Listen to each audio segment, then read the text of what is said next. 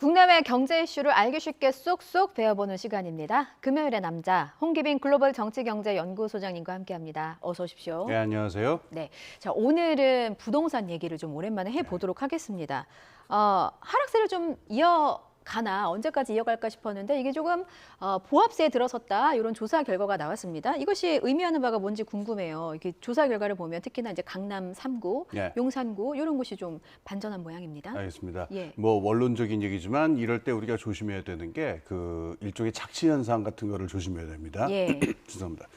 그 지금같이 자산 시장이요. 그 금리가 높아지고 자산 시장 전체가 위험해지는데 유동성은 많이 떠돈다. 이럴 때는요. 쏠림 현상이 나타나요. 그래가지고 자산 가격들이 이렇게 자산 시장 전체가 올라갈 때는 고르게 말하자면 물이 들어오면 배가 다 떠오르듯이 다 가격이 오르는데 예. 지금같이 물이 빠지고 금리가 높아지고 이럴 적에는 된다 싶은 자산 가격은 더 많이 올라가고 좀 위험하다 싶은 자산 가격은 더 많이 빠져가지고 예. 자산들끼리의 상대 가격 차이가 좀 더 커지는 경향이 있습니다. 이걸 우리 쏠림 현상이라고 말할 수가 있겠죠. 예. 크게 보자면은 지금 아까 말씀하신 강남 3구라든가 이런 데서 부동산 가격이 보합세로 지금 돌아선다는 얘기가 나오는데 예. 이걸 아직 부동산 시장 전체가 다시 살아난다라고 보는 거는 제가 보기엔 착시 현상이 아닌가, 쏠림 현상에 더 가깝다 이렇게 봐야 될 것 같습니다. 그렇군요. 그 쏠림 현상 중에 하나도 이게 포함이 되는지 모르겠어요. 보니까 송파, 강남, 노원 이렇게 재건축 단지들이 좀 모여 있는 지역의 상승세가 조금 더 또렷하게 보이는 것 같습니다. 이거는 뭐 규제 완화 영향 때문일까요? 예, 그렇습니다. 그 영향이 크죠. 예. 올해 초에 그 1월 3일에 이 부동산 규제 완화 조치가 있었잖아요. 예. 이때 그 안전 진단 저거를 할 적에 그 기준을 갖다가 크게 완화시켰습니다. 50%를 30%로 내렸는데 예. 이게 말하자면은 그 재건축의 가능성을 굉장히 크게 만들었고 거기다가 그 재건축을 했을 적에 초과 이익 환수 조치 같은 것들이 저번 정권에 만들어진 게 있었는데 이 부분도 대폭 완화를 했습니다. 그래서 지금 들리는 얘기로는 그 영끌족의 현상이 있었잖아요. 예. 이게 지금 다시 살아나는 조짐이 있는데 어. 이 영끌을 하게 되는 경우에 이쪽이 많이 쏠리는 게 이렇게 재건축 가능성이 높다 싶은 30년 이상의 아파트 단지 예. 이쪽으로 많이 쏠리고 있다 이런 이야기가 들리고 있네요. 그 혹시 이것도 연관돼 있는 걸까요? 올해 1분기 서울 아파트 거래를 누가 샀는지를 보니까 네. 25.8%가 서울에 살지 않는 다른 지역에 사는 사람들이 샀다 이런 조사 예. 결과가 있어요. 이거 예. 아까 뭐 쏠림 형성도 말씀해 주시고 영끌족도 말씀해 주셨는데 이것도 좀 연장선상에서 말을 할 수가 있겠습니까? 그렇습니다. 이게 같은 현상으로 봐야 될 텐데요. 네. 우리가 기억을 좀 살려서 한 3년 전, 4년 전쯤에 어떤 풍조가 있었냐면은 이제 서울 진입은 끝이다. 그러니까 서울 지역 아파트 가격하고 바깥쪽 가격하고 워낙 격차가 커지고 이러니까 예. 그야말로 서울 특별 시민이다라고 하는 그런 어떤 좀 그 회의적이고 좀 비관적인 전망이 있었는데 지금 서울 아파트 값이 낮아지고요. 최근에 이 급매물 나온 것들이 거의 지금 소진이 됐어요. 예. 그러니까는 이때가 지금 살 타이밍이 아니냐라고 해가지고 이때를 기회로 해서 서울로 한번 들어가 보자. 특히 지금 그 외부에서 많이 들어온 지역 같은 경우는 예. 마포구에 있는 아파트는 올해 지금까지 벌어진 거래 중에 43%가 그 외진 서울 바깥에 있는 사람들이 산 지역으로 나타났습니다. 그러니까는 지금이 말하자면 서울 아파트로 들어올 수 있는 기회가 아니냐 이렇게 판단하는 분들이 많은 거죠. 그럼 부동산 불패라기보다는 서울 불패 그 인식이 아직까지 좀 남아있다 이렇게 그렇습니다. 좀 해석을 해야 되는 겁니까? 예. 그렇군요. 자, 지난 1년을 좀 정리를 해보면 사실 그 전무후무하다 뭐 이런 얘기가 좀 나올 정도로 거래량이 실종이 됐다거나 하락폭이 좀 낙폭이 크다거나 이런 현상들이 좀 발견이 됐습니다. 예. 올해 들어서 이제 조금씩 회복하고 있는 모습이긴 하고 앞서 이제 급매물 소화도 좀 말씀해 주셨는데 사실 이제 6월을 기점으로 부동산 세금이 결정이 되잖아요. 그래서 예. 4월, 5월에 이렇게 반짝 거래량이 는 건지 아니면은 지금 살짝 보합세라든지 회복세를 보이는 모습이 예. 6월을 지나고 하반기가 들어서면 좀 소강이 될지 좀 예. 궁금합니다. 어떻게 전망하세요? 우선 그 올해 이렇게 추세가 바뀌게 된 제일 중요한 원인은 우선 정부의 조치들이 있었죠. 예. 그 규제를 푸는 조치들이 있었는데 정부로서는 이거는 안 할 수가 없습니다. 왜냐하면 우리나라 부동산 문제는 금융 시스템의 안정성 문제랑도 관련이 있기 때문에 네. 할 수 있는 조치는 정말 거의 다 했다라고 말할 수 있어요. 이게 지금 효과를 발휘하는 부분이 있고 맞물려서 지금 금리, 대출 금리도 많이 안정되지 않았습니까? 그런데 또 하나 중요한 요인이 있어요. 예, 어떤 그 돌아서고 이 맞으면 보합세로 돌아서고 있는 뭐냐면 시중의 유동성이 너무 많이 풀려 있고 흡수가 되지 않았습니다. 근데 유동성 얘기는 저희가 뭐 작년부터 계속해서 그렇습니다. 하던 얘기인데. 그래서 예. 부동산이 안 좋을 적에, 그러니까 올해 초라든가 이럴 적에는 이게 그 증권 쪽으로 밀려가 주식 쪽으로 밀려가지고 이 증권사 쪽에서 이제 호황이 벌어지는 일도 있었죠. 지금도 뭐 주식 쪽으로 많이 갑니다만은 아무래도 돈이 이렇게 많이 돌고 있기 때문에 예. 자산 가격 전체가 하락하는 데에도 한계가 있어요. 이런 것들이 맞물려서 결국은 나타나는데 이게 전체가 살아나는 게 아니라 말씀드린 대로 자산 가격의 상대 가격차가 벌어지면서 쏠림 현상으로 나타나는 이런 일이 지금 벌어지는 겁니다. 그렇군요. 그런데 이게 아까 말한 대로 쏠림 현상이기 때문에 예. 자산시장 전체의 그 상승 국면이 왔다 이렇게 말하는 것하고는 다른 현상이니까 이걸 그렇게 착각 본다면 그건 제가 보기엔 착시 현상이 아닐까 이런 예. 생각입니다. 정리하면 이제 지금의 보합세로 돌아선 것은 정부의 규제 완화, 대출금리 인하, 그리고 여전히 늘어나 있는 이 예, 유동성, 팽창해 있는 팽창해 유동성이죠. 있는 유동성이 이제 원인이 되고 있다라는 예. 점을 정리를 해봤고요. 쏠림 현상 말씀해 주셨는데 서울과는 다르게 또 비수도권은 상황이 좀 많이 안 좋다고 하는데 온도차가 얼마나 다른 겁니까? 뭐 지역을 지금 얘기하긴 그렇습니다만은 대구 같은 경우에는 상황이 더 안 좋아졌어요. 예. 그래서 미분양이 지금 많이 발생을 했고 다른 그 지방 도시들도 지금 뭐 이렇게 이 추세가 바뀔 만한 어떤 조짐이 보이고 있는 것 같지는 않습니다. 그래서 쏠림 현상이라고 말씀드립니다. 그렇군요. 걱정이 좀 큰 상황이네요. 예. 고금리와 전세 사기 여파로 전세 시장의 하락 곡선은 조금 완만해졌다고 합니다. 조사 예. 결과를 보면요. 근데 이 전세 시장의 하락 곡선이 완만해졌다는 게 또 어떤 이유가 있을지 예. 최근에 이제 전세 사기 때문에 불안감이 좀 많이 있었잖아요. 근데 이 예. 불안감이 해소가 된 건지 아니면 금리가 떨어진 것이 좀 영향을 미친 건지 예. 어떤 영향이 있다고 보십니까? 그러니까 많은 사람들이 지금 워낙 그 빌라 전세 사태라든가 이런 불안감이 크니까 이게 오래 가지 않을까 그랬는데 예. 최소한 지금으로서는 조금 그 돌아선 상태예요. 그래서 가장 중요한 원인은 사람들이 그 금리 인하, 그러니까 그 전세 대출을 받기가 좀 쉬워졌기 때문에 예. 그리고 이게 전세에 대한 수요라고 하는 게 뭐 이렇게 그 맨날 이렇게 바뀔 수 있는 조변석기 할 수 있는 그런 건 아니잖아요. 사람들의 삶하고 관련이 있으니까. 그렇죠. 그러다 보니까 어느 정도 지금 전세 가격이 좀 회복되는 여세는 나타나는데 많은 사람들이 이거를 전세 시장이 다시 오름의 추세로 돌아가는 것으로 보기까지는 한계가 있을 것이다. 그 하락세가 어느 정도 진정됐다. 이 정도로 보는 게 최소한 지금까지로는 그 합리적인 판단이 아니냐 이런 얘기입니다. 그렇군요. 앞서 대구도 그렇고 이제 비수도권의 미분양 사태 말씀을 해주셨는데 지금 부동산 시장에서 주목해야 할 뉴스로 뽑히는 부분 중에 하나가 10대 건설사들이 줄줄이 예. 분양을 연기하고 있다라는 예. 기사였습니다. 이거 미분양 공포 때문인가요? 그렇죠. 지금 그 분양되는 그 미분양 사태가요. 공급 물량에 비해서 지금 분양 청약이 이루어져 가지고 입주가 된 게 지금 예. 한 3분의 1밖에 되지를 않아요.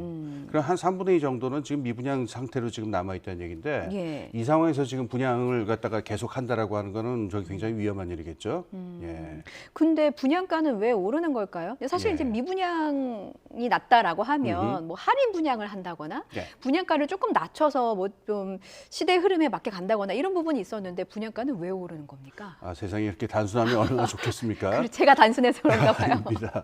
그 분양가를 올리는데도 다 이유가 있는데 예. 원자재 가격 상승하고 인건비 상승이 워낙 컸다라고 하는 얘기입니다.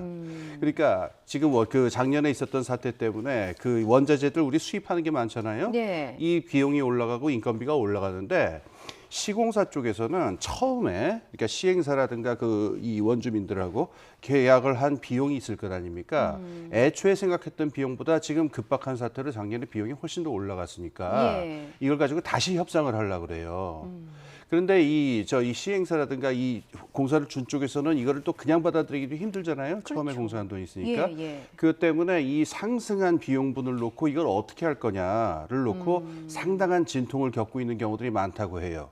이게 지금 그 분양이 미루어지고 있는 중요한 원인 중에 하나라고 합니다. 그렇군요. 청약 시장, 그러니까 분양이 미뤄지고 있고 혹은 이제 미분양 우려 때문에 분양을 또 하지 않고 있고 이런 저런 이유로 청약 시장이 좀 얼어붙어 버리면 예. 우리 부동산 시장에는 어떤 영향이 올까 그러니까 지금 그 정부에서 했었던 중요한 조치가 있는데요. 예. 그러니까 이 청약을 갖다가 그 청약 주택 그 청약 통장이 없다 하더라도 이렇게 들어오는 그 청약이 있잖아요. 예. 여기 저번 정권에서는 좀 규제가 됐었는데 이번엔 풀어버렸어요. 그러니까는 여기서도 쏠림 현상이 벌어져가지고 청약을 하시는 분들이 이제 괜찮다 싶은 아파트들로 쭉 가는데 아까 말한 대로 쏠림에서 쏠리지 않는 부분에서는 지금 청약이 줄어들고 오히려 미분양 사태가 나타나잖아요. 예. 제일 먼저 우려되는 거는 우리 여러 번 얘기했지만은 부동산 프로젝트 파이낸싱 문제입니다. 예. 여기서 그 분양 시장에서 청약이 제대로 이루어지지 않고 이것 때문에 분양이 미뤄지고 있게 되면은 장시간 동안 이루어졌던 프로젝트 파이낸싱은 이게 굉장히 위험해지게 되는데 이건 일파만파로 금융 시스템 제2금융권을 시작을 해서 영향을 줄 수가 있습니다. 이것부터 우선 좀 걱정할 문제인 것 같아요. 그렇군요. 그 부분도 해결하고 그리고 이제 쏠림 현상을 계속해서 짚어주고 계시는데 이제 뭔가 이 물의 흐름이 좀 아랫목까지 좀 잘 흐를 수 있도록 그런 대책을 마련하는 것도 좀 필요해 보이는 것 그렇습니다. 같습니다. 예, 다음 주제로 넘어가 볼게요. 나이 얘기를 좀 해보겠습니다. 네. 굉장히 가슴 아픈 부분이긴 한데 제 나이는 아니고 한국의 나이입니다. 늙어가고 있어요. 네. 아이를 낳지 않으니까 저출생이 심각하다 얘기를 하는데 지금 2050년 우리나라의 GDP가 28% 이상 감소할 수 있다. 이런 지적이 나왔습니다. 이거 어떤 말입니까? 예, 그러니까 성장률이라고 하는 게 그 아래 잠재 성장률이라는 게 있는데 예. 그러니까 일종의 그러니까는 역량이죠. 그래서 그 역량이 어느 만큼 발휘되느냐에 따라서 실제 GDP가 나타나게 되는데 예. 이 잠재 성장률을 결정하는 가장 중요한 요소가 인구거든요. 근데 인구가 지금 추세로 줄어들게 되면은 이거는 도리가 없죠. 경제 사이즈 전체가 줄어들기 때문에 2050년이 되면은 뭐 그 정도 28%까지 줄어들 거다 이런 얘기인데요. 여기서 사람들이 조금 착각하는 얘기 좀 짚고 넘어갈 게 하나 있어요. 예. 사람들이 지금 뭐 노동시장에 일자리도 없고 그러니까 그 인구가 줄어들면 오히려 좋은 거 아니야? 그 좀 실업 사태 좀 줄어들지 않겠느냐 이렇게 생각하시는 분이 있는데 네. 이거는 다른 조건이 다 동일할 때 인구만 줄었을 경우에 벌어지는 일이고요. 인구가 줄면은 무서운 일이요. 예. 다른 조건이 동일하다면이라는 말이 없어집니다. 모든 조건이 다 바뀌어요. 그래서 경제 사이즈 자체가 줄어들기 때문에 구직하는 사람들의 숫자도 줄지만은 일자리의 숫자도 줄어들게 돼요. 그러니까 만약에 이 정도의 변화가 나타났다 그러면은요.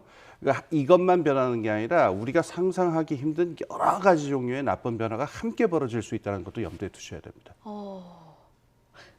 큰 충격으로 다가옵니다. 그렇게 네. 설명을 해주시니까 너무 시급한 문제인데 그렇다고 뭐 아이를 모두가 다 낳을 수는 없고 어떻게든 이제 인구를 늘려야 하다 보니까 한국경제연구원이 이런 결과 보고서를 좀 냈습니다. 고용률을 제고하고 규제를 완화하고 외국인 근로자를 활용해야 한다. 뭐 이런 정책을 좀 모색할 필요가 있다라고 좀 지적을 했습니다. 이거 저출생에 따른 어떤 인구 정책의 변화를 예고한 것 같은데 어떤 변화가 구체적으로 필요하다고 얘기하는 건가요? 지금 뭐 외국인 노동자 이 부분을 좀 집중해서 좀 말씀을 드릴게요. 예. 뭘 당연한 얘기지만 지금 같은 경제에서 외국에서 이제 그 우리에게 소중한 인력들이 항상 들어와서 일할 수 있도록 개방된 모습을 갖는 건 중요하겠습니다만 예. 이게 이 정도의 인구 감소에 대해서 과연 그 대책으로 작동할 수 있는가에 대해서는 좀 회의적인 의견이 있습니다. 왜냐하면 첫 번째로 이 들어와서 외국인 노동자들이 들어와서 일할 만한 우리나라의 조건에서 들어와서 일할 만한 부분 이미 굉장히 많이 들어와 있어요. 예. 이게 속칭 제가 좋아하는 표현은 아닙니다만은 노동 생산성이 낮고 부가가치가 낮은 부분이다라고 하는 부분인데 예. 이 부분에서는 이미 외국인 노동자가 굉장히 많습니다. 관건은 그러면은 좀 더 부가가치가 높고 좀 더 많은 숙련을 필요하는 부분에서도 외국인 노동자들이 외국인 그 인력들이 들어와 줘야 되는데 여기 제도적인 폐쇄성이 있고 사회적인 폐쇄성이 있어요. 우리나라의 제도적인 폐쇄성 때문에 이 어느 정도 높은 숙련의 노동자 외국인이 들어와서 일하기가 굉장히 힘듭니다. 한 예로 우리나라에 있는 대학에서 외국인 교수가 채용되어 있는 비율이 굉장히 낮습니다. 이건 우리가 싱가포르에 있는 국립대학이라든가 오스트레이트 호주에 있는 대학들하고 비교해 보면요. 비교도 되지 않을 정도로 외국인 교수는 채용을 안 해요. 그럼 이런 상황에서 훌륭한 외국인 인력들이 한국에서 일을 하려고 하겠느냐. 이런 제도적 폐쇄성이 있고요.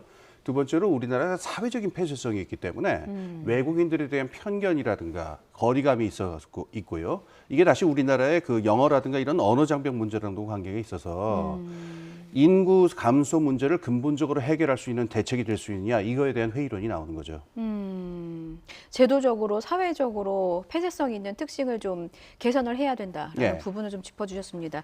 시스템적으로도 좀 바뀌어야 되는데 당연히 저희가 뭐 방송을 통해서도 어떤 사회적인 인식에 대한 변화도 필요하겠습니다만 제도적으로 구체적으로 필요한 부분들은 그러면 어떤 부분이에요? 그러니까 뭐랄까 숙련되고 우수한 인재를 한국으로 들여오게 하려면요? 예.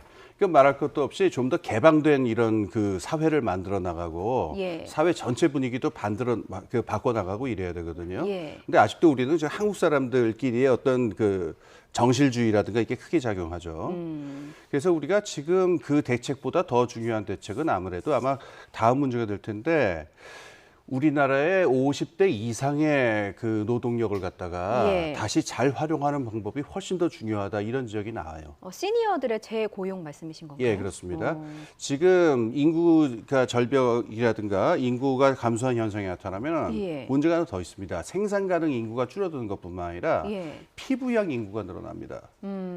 지금 어마어마한 그 차이로 아마 나타날 텐데 예. 그럼 일할 사람은 적은데 이걸 부양해야 될 나이 든 사람들은 많아진다. 그럼 이 두 가지 문제를 한꺼번에 해결하는 방법은 나이 든 사람들도 계속 일할 수 있도록 만들어주는 거예요. 이건 나라마다 문화가 달라서 가령 프랑스 같은 데서는 나이 든 사람들이 일하고 싶어 하지 않는 그런 사회 분위기가 있는데 이건 예. 나라마다 다르죠. 우리나라의 경우에는 대부분의 사람들이 한 70까지 일을 하고 싶어 합니다. 그리고 지금 닥쳐 있는 큰 문제인데 인구 출산이 제일 많았던 때가 이 60년대생인데요. 예. 지금 대거 지금 은퇴할 나이가 됐거든요. 예.